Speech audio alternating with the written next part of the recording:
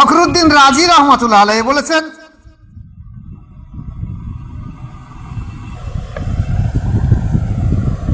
যে আহলে বায়াত এই যে চারজন আছে, হযরতে আলী আলাইহিস সালাম, ফাতেমা আলাইহিস সালাম, হযরত হাসান আর হোসাইন আলাইহিস সালাম, এই চারজনের নামে ফখরুদ্দিন রাজি রহমতুল্লাহ বলছেন যে এদের নামের পরে আলাইহিস সালাম বলতে হবে। নাহমাদুহু ওয়া নুসাল্লি আলা রাসূলিল কারীম, আম্মা বাদ। উপস্থিত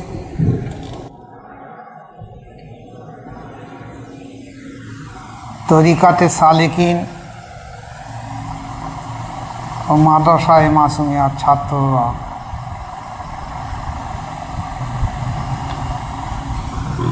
প্রতি সপ্তাহের ন্যায় এ সপ্তাহেও আপনাদের সামনে আমি কিছু আলোচনা রেখে দিয়ে দেব। আপনাদেরকে বারে বারে আমি তাকিদ দিয়েছি, আপনারা যখনই আমার আলোচনাগুলো শুনবেন সবকে খেয়াল করে পরিপূর্ণভাবে শুনবেন।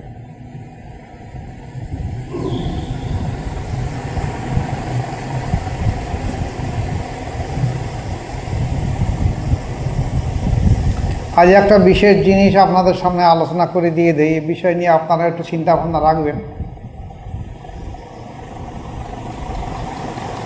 কারণ হায়াত মউত আল্লাহ পাকের হাতে। কতদিন থাকবো দুনিয়ায় আল্লাহ ভালো জানে। যে কদিনে বেঁচে থাকি চেষ্টা করি যে দায়িত্ব আমার মুর্শিদ কেবলা শাহ সুফি জয়নুল আবিদিন মুজাদ্দিদি রহমতুল্লাহ আলাইহি আমার ঘাড়ে চাপিয়ে দিয়েছে এবং বলে দিয়েছে, খোকা তোমার মাথায় যদি আমি পাহাড় চাপিয়ে দিতাম সেটাও সহজ হতো, কিন্তু তার থেকে আরও ভারী জিনিস তোমার মাথায় চাপিয়ে দিয়ে দিয়েছি। আমি আল্লাহর কাছে দোয়া করি যেন আল্লাহ পাক তোমাকে বোঝা বহন করার ক্ষমতা দেয় এবং আমার অবর্তমানে এই যে তরিকায় মুজাদ্দিদিয়া, যে আমাদের দেশের মানুষ, আমাদের এলাকার মানুষ জানে না, বোঝে না, তারা আমাদের তরিকা সম্পর্কে বহু ফায়সা কথাবার্তাও বলে। আল্লাহ পাক তোমার মাধ্যম দিয়ে যেন সেইগুলো উঠে গিয়ে আবার নতুন করে তরিকার মূল্যায়ন হয়, সংস্কার হয়, আমি দোয়া রাখি। আমি যেখানেই থাকি তোমার জন্য দোয়া রাখবো যেন আল্লাহ পাক তোমাকে মূল মকসদে পৌঁছে দিয়ে দেয়। সেই মুর্শিদ শাহ সুফি জয়নুল আবিদিন মুজাদ্দিদি রহমতুল্লাহ আলাইহির নেক দোয়ায় আমি প্রতি সপ্তাহে আপনাদের সামনে আলোচনা রাখি। কিছু কিছু এই সপ্তাহে একটা আলোচনা রাখছি, আপনারা এই বিষয়ে গবেষণা করবেন। আজকের আলোচনা হলো যে আমরা সাহাবায়ে কেরাম রাদিয়াল্লাহু তাআলা আনহুমদের নামের পরে রাদিয়াল্লাহু তাআলা আনহুম বলি এবং তাবিঈন, তাবে তাবিঈন, আইম্মায়ে মুজতাহিদিন বা বর্তমানে বুজুর্গানে দ্বীনদের নামের পরে আমরা রাহমাতুল্লাহ আলাইহি বলি।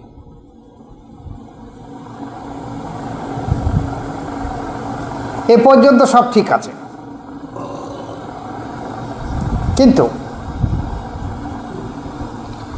আপনারা যদি মিলাদ মাহফিল শুনে থাকেন বা ইউটিউবের মাধ্যম দিয়ে শুনে থাকেন, তাহলে দেখবেন সারা বিশ্বের আলেম ওলামারা বারে বারে বলছে যে এই যে জমানা, এরা শেষ জমানা, এই জমানায় হাদিস অনুযায়ী মেহেদী আলাইহিস সালাম আসার কথা এবং যা অবস্থা তাতে উনি খুব সত্বর এসে যাবেন। কারো কারো মতামত যে উনি এসে গেছেন, আমি সেদিকে চাচ্ছি না, আমার বক্তব্য ওটা নয়। আমার বক্তব্য হলো এই যে ইমাম মেহেদী আলাইহিস সালাম নিয়ে সবাই বলছে, সে যে তরিকার শরিয়াতের যে ইমামের অনুসারী হোক, তরিকাতের যে ইমামের অনুসারী হোক, এমনকি যদি কেউ মযহাব না মানা ব্যক্তি হয় তারাও বলছে ইমাম মেহেদী আলাইহিস সালাম আসবে। তাহলে মেহেদী আলাইহিস সালাম রাসূল পাক সাল্লাল্লাহু আলাইহি ওয়াসাল্লামের সঙ্গে সাল্লাল্লাহু আলাইহি সাল্লাম বলা হচ্ছে। দুনিয়ার প্রত্যেকটা নবীদের পাশে আলাইহিস সালাম বলা হয়েছে। তাহলে আমরা চিন্তা ভাবনা রাখবো, আলোচনা রাখবো এটা যে মেহেদী আলাইহিস সালাম তিনি কি নবী? তাহলে তার পাশে আলাইহিস সালাম বলা হচ্ছে কেন? এই মেহেদী আলাইহিস সালাম কে হবে? এখানে উম্মে সালামা রাদিয়াল্লাহু তাআলা আনহা বলেছেন যে ইমাম মেহেদী আলাইহিস সালাম রাসূল পাক সাল্লাল্লাহু আলাইহি ওয়াসাল্লামের কন্যা হযরত ফাতেমা আলাইহিস সালামের বংশ থেকে আসবে, অন্য বংশে নয়। এখন যদি হযরত ফাতেমা রাদিয়াল্লাহু তাআলা আনহা বা আলাইহিস সালাম যদি বলা হয়, তাহলে তার বংশের সন্তান তাকে যদি বলা হয় মেহেদী আলাইহিস সালাম, তাহলে ফাতেমা রাদিয়াল্লাহু তাআলা আনহা বা ফাতেমা আলাইহিস সালাম যিনি পাক পাঞ্জাতনের একজন, যার বংশে মেহেদী আলাইহিস সালাম আসবে, তাহলে ফাতেমার তার ফাতেমা আলাইহিস সালাম বলা হচ্ছে না কেন? প্রশ্নটা এই জায়গাটায় আসবে, এটাকে নিয়ে যাচ্ছ। এখন আসুন, আমাদের যদি ওলামায়ে সমাজের দিকে আলোচনা করা হয় বা তাদেরকে জিজ্ঞাসা করা হয়, তারা এক বাক্যে বলবে যে হ্যাঁ, মেহেদী আলাইহিস সালাম। কিন্তু যদি বলা হয় তাই যদি হয়ে থাকে, তাহলে ফাতেমা রাদিয়াল্লাহু বংশধারের মধ্যে যদি উনি শেষ ইমাম, 12 ইমামের মধ্যে শেষ ইমাম, যদি ওনাকে আলাইহিস সালাম বলা হয়, তাহলে ওনাদের বংশধারের ঊর্ধ্বতন পুরুষ যাদের বংশের রক্তের মাধ্যম দিয়ে, নূরি রক্তের মাধ্যম দিয়ে উনি আসবেন, সেই ফাতেমা আনহা বা আলাইহিস সালাম বা হাসান হোসাইন রাদিয়াল্লাহু তাআলা আনহুমা বা আলাইহিস সালাম, তাদেরকে আলাইহিস সালাম বলা হবে না কেন? এটা একটা বড় প্রশ্ন জিনিস। দেখুন, যদি বলা হয় আলাইহিস সালাম নবীদের সঙ্গে প্রযোজ্য, কিন্তু হিসেবে মানে দেখতে গেলে দেখা যাবে একই রকম, প্রায় কাছাকাছি মানে, নিয়ারেস্ট মিনিং যাকে বলা হয়েছে। যদি বলা হয় নবীদের জন্য আলাইহিস সালাম বলা হবে, তাহলে প্রশ্ন আসবে ফেরেশতারা কি নবী? যদি না হয়ে থাকে, তাহলে আপনি মিকাঈল আলাইহিস সালাম বলছেন, জিবরাইল আলাইহিস সালাম বলছেন, আজরাইল আলাইহিস সালাম বলছেন, ইসরাফিল আলাইহিস সালাম বলছেন কেন? এরা তো নবী না। এখন এছাড়া দেখা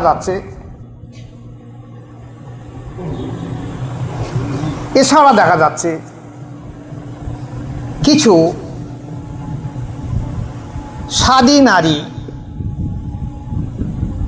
আল্লাহ তাদের উপরে রহমত বর্ষণ করেছেন, সেই মহান মহিয়সী মা জননীরা, বিশেষ করে ঈসা আলাইহিস সালামের মা, তাকে সবাই এক বাক্যে বলে মরিয়ম আলাইহিস সালাম। তিনি তো নবী নন, তিনি নবীর জন্ম দিয়েছেন, নবীর মা।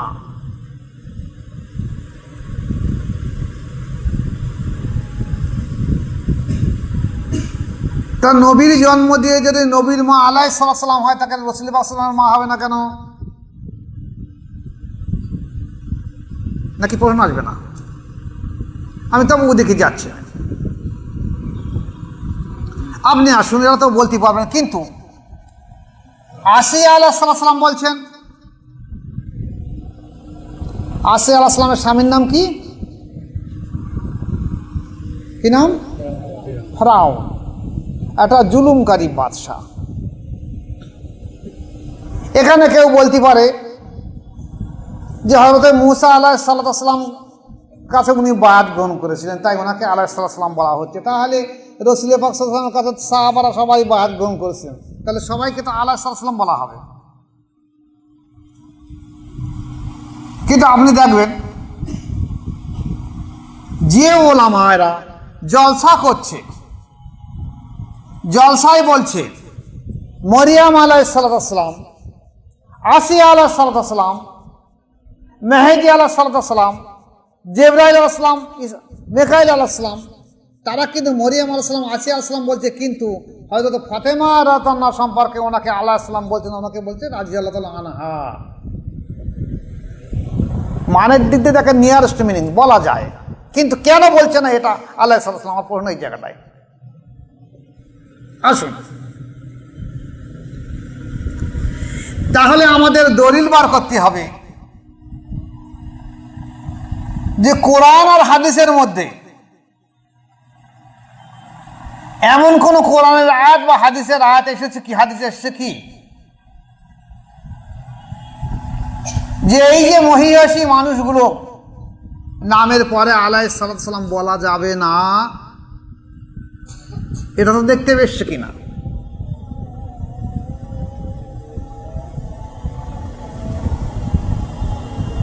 এখানে আসুন, এই যে রাসূল পাক সাল্লাল্লাহু আলাইহি ওয়াসাল্লামের এই যে বিশ্বস্ত পাক পাঞ্জাতনের 4 জন, এরা কারা একটুকুনি ইফসার দিলে বুঝতে পারবেন। অনেকগুলো হাদিস এসেছে, তার মধ্যে একটা হাদিসের কথা আমি আপনাদের বলছি যে একদিন হযরতে আলী রাদিয়াল্লাহু আনহু রাসূল পাক সাল্লাল্লাহু আলাইহি ওয়াসাল্লামের জামাতা, উনি ওনার ফ্যামিলি, ওনার বাড়িতে ছিলেন, কোনো কারণবশত সেখান থেকে উনি চলে গিয়ে মসজিদে গিয়ে শুয়ে আছেন। এখন আজকেরকার মতন আমাদের মসজিদ না যে ফরাশ বিছানা থাকবে, তো সে সময় দেখা যাচ্ছে চাদর বিছিয়ে হোক, কম্বল বিছিয়ে হোক উনি শুয়ে আছেন। এখন ওনার হয়তো পাশ ফিরে শুয়েছে, ধুলো লেগেছিল, সেই ধুলোটা দেখা গেছে। রাসূল পাক সাল্লাল্লাহু আলাইহি ওয়াসাল্লাম সেই সময় গিয়ে ওনাকে বলেছেন, এই আবু তোরাব, মানে মাটির বাপ, বড় সম্মাননা করা। উনি উঠে গেলেন। এই সময় বলা হয়েছে হযরত ফাতেমা রাদিয়াল্লাহু আনহা, উনি ফাতেমা রাদিয়াল্লাহু আনহাকে এবং হাসান হুসাইন 2 ভাইকে ডাকতে বললেন আলাইহিস সালাম। আসার পরে রাসূল পাক সাল্লাল্লাহু আলাইহি ওয়াসাল্লাম একটা চাদর মোবারক ওনাদের মাথার উপর রাখলেন, আর এক মুড়ো উনি ধরে আল্লাহ পাকের কাছে দোয়া করলেন, আল্লাহ এই আমার পাক পাঞ্জাতনকে তুমি কবুল করে নাও, আহলে বাইতকে কবুল করে নাও। ঠিক তদ্রুপ অন্য একটা জায়গায় এসেছে যে হুজুর পাক সাল্লাল্লাহু আলাইহি ওয়াসাল্লাম মসজিদুন নববীতে শুয়ে আছেন। এমন সময় রাসূল পাক হযরতে আলী রাদিয়াল্লাহু তাআলা আনহু বা আলাইহিস সালাম উনি আসলেন, এসে দেখলেন রাসূল পাক সাল্লাল্লাহু আলাইহি ওয়াসাল্লাম শুয়ে আছেন। জিজ্ঞাসা করলেন কি ব্যাপার? বলছেন, এই আলী আলাইহিস সালাম, তুমি আমার পাশে এই কম্বলের মধ্যে দাখিল হয়ে যাও। তো ফাতেমা রাদিয়াল্লাহু সেই সময় আসলেন। ফাতেমা আলাইহিস সালাম আসলেন, উনি আল্লাহ রাসূল সাল্লাল্লাহু বললেন তুমি আমার এই পাশে কম্বলের ভিতরে দাখিল হয়ে যাও। এমন সময় হাসান আর হুসাইন রাদিয়াল্লাহু তাআলা আনহুমা বা আলাইহিস সালাম 2 ভাই আসলেন। উনি আল্লাহ রাসূল সাল্লাল্লাহু বললেন, দেখো তোমরা দুজন এই চাদরের ভিতরে দাখিল হয়ে যাও। তাই 5 জন যখন হলেন, উনি তখন শুয়ে শুয়ে আল্লাহ পাক দোয়া করলেন যে আল্লাহ এই পাক পাঞ্জাতনকে তুমি কবুল করে নাও, এই আহলে বাইতকে তুমি কবুল করে নাও, এবং এদেরকে অপবিত্রতা থেকে দূরে রেখে দাও, এদেরকে পাক পবিত্রতা করে দাও। এর উপরে কোরআনের আয়াত অবতীর্ণ হলো।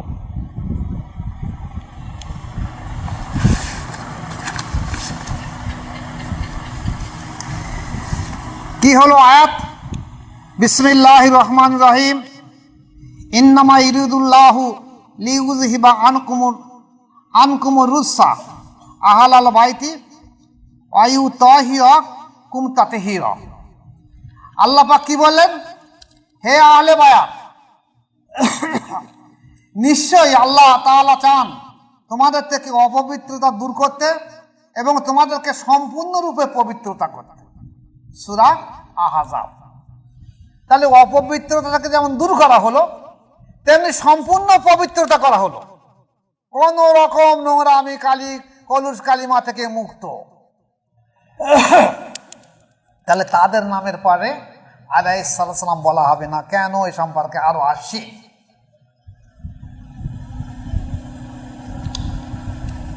তদবিরি কিতাবে আয়াতে শেফায় দেখে দেবেন সালামুন কাওলাম মির রাব্বির রহিম,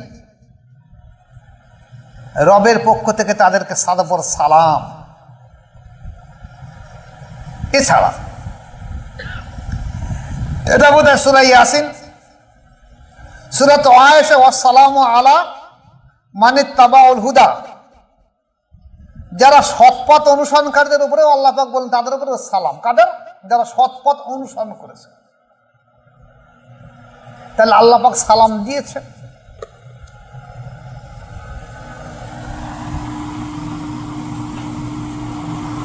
আমরা যারা কবরস্থানে যাই, দোয়া করি আসসালামু আলাইকা ইয়া আহলাল কবুর। কবরবাসীদেরকে আমরা সালাম জানাচ্ছি।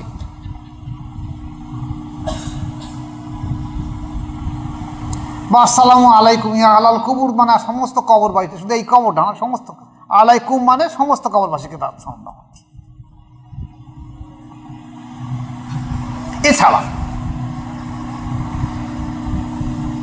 নামাজের তরতিবের মধ্যে একটা এসেছে আল্লাহুম্মা সাল্লি আলা মুহাম্মাদিন ওয়া আলা আলি মুহাম্মাদ কামা সাল্লাইতা আলা ইব্রাহিম ওয়া আলা আলি ইব্রাহিম ইন্নাকা হামিদুম মাজিদ। আল্লাহুম্মা বারিক আলা মুহাম্মাদিন ওয়া আলা আলি মুহাম্মাদ কামা বারাকতা আলা ইব্রাহিম ওয়া আলা আলি ইব্রাহিম ইন্নাকা হামিদুম মাজিদ। তাহলে রাসূল পাক সাল্লাল্লাহু আলাইহি ওয়াসাল্লাম যেমন সাল্লি আলা মুহাম্মাদিন ওয়া আলা আলি মুহাম্মাদ, তার রাসূল পাক সাল্লাল্লাহু আলাইহি ওয়াসাল্লামের বংশধরদের উপরে আমরা সালাম পাঠ করেছি, দরুদ পাঠ করছি, সালাম পাঠ করছি। তাহলে তাদের উপরে সালাম বা দরুদ না পাঠ করলে কোনো নামাজের নামাজ কবুল হবে না। তাহলে তারা কতটা পবিত্রতা।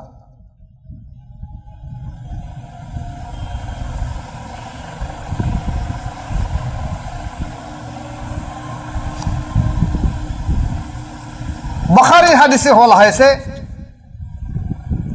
যে নামাজে অবশ্যই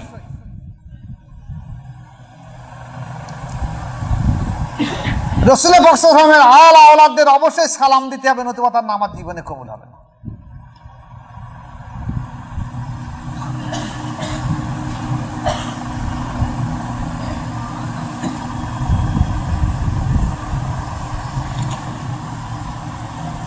এইবার আসুন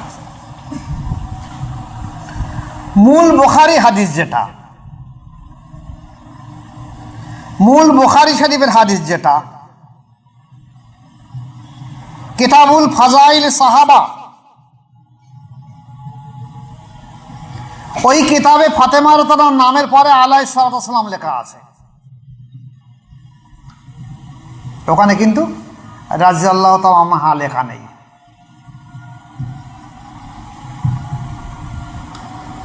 তিরমিজি শরীফে এসেছে যে ফাতেমা রাদিয়াল্লাহু আনহার নামের পরে আলাইহিস সালাতু ওয়াস সালাম এসেছে, রাদিয়াল্লাহু তাআলা আনহা আসেন। এবার আসুন ফখরুদ্দিন রাজি রহমাতুল্লাহ আলাইহি বলেছেন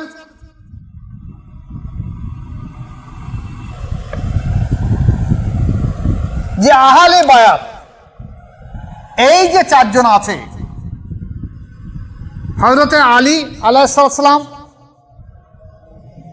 ফাতেমা আলাইহিস সালাম, হযরত হাসান আর হোসাইন আলাইহিস সালাম, এই চারজনের নামে ফখরুদ্দিন রাজি রহমাতুল্লাহ বলছেন যে এদের নামের পরে আলাইহিস সালাম বলতে হবে।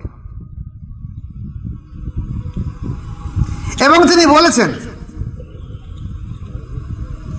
কিছু কিছু ক্ষেত্রে এই চারজন আহলে বায়াতের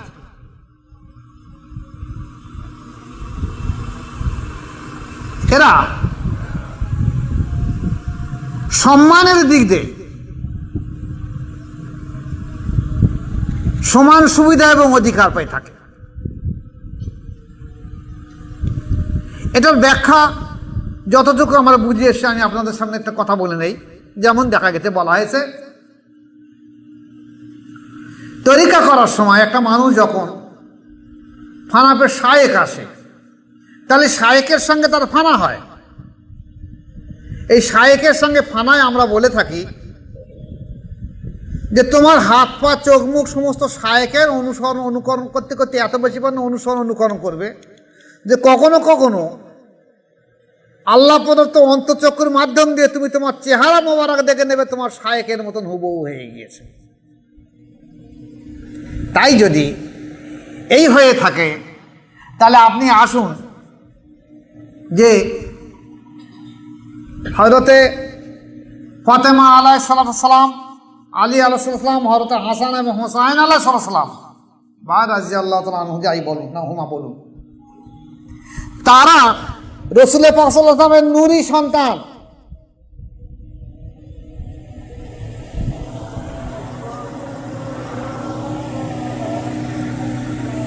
তারা পাক পঞ্জতনে একতা।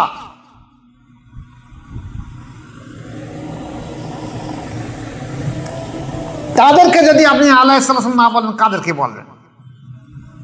এবার আসুন, আমাদের ভারতবর্ষের উপমহাদেশের যেসব আলেম ছিলেন, আব্দুল হক মুহাদ্দিস দেহলভী রহমতুল্লাহ, উনি রাহাতুল কুলুবি 28 পৃষ্ঠায় বলছেন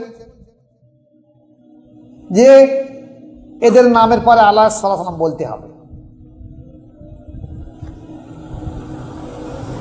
এছাড়া আব্দুল হক মুহাদ্দিস দেহলভী সাহেব আরেকটা কিতাব মাদারিজুন নবুওয়াত, এই দ্বিতীয় খণ্ডে উনি বলেছেন যে এনাদের নামের পরে আলাইহিস সালাম বলতে হবে,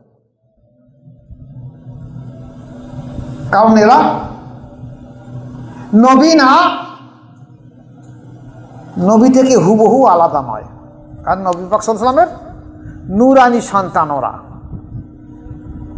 এই জন্য ওদের নামের সঙ্গে মানে ওরা রাসূল পাক সাল্লাল্লাহু আলাইহি ওয়াসাল্লাম নয়, ওনার সঙ্গে আলাদাও নয়, এমন রুহানিভাবে সম্পর্ক যে আল্লাহ রাসূলকে যদি না আলাইহিস সালাম বলা হয় তাহলে এদেরকেও বলতে হবে।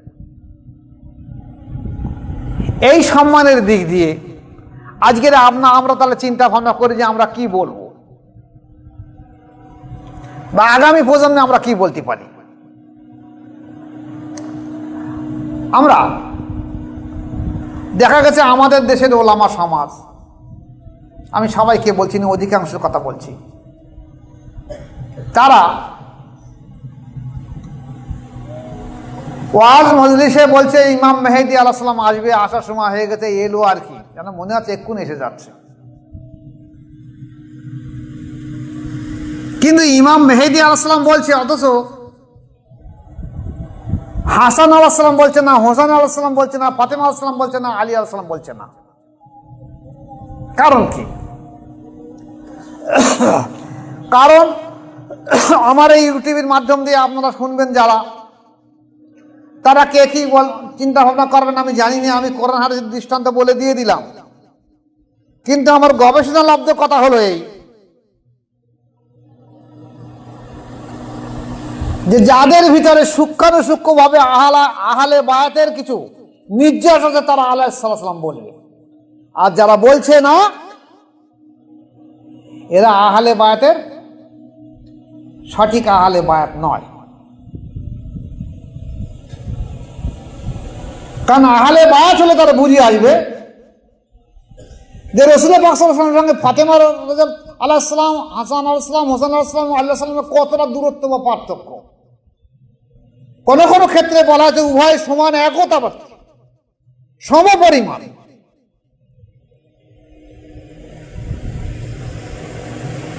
সমপরিমাণ সমতা বলা হয়েছে, ফখরুদ্দিন রাজি রহমাতুল্লাহ বলেছেন।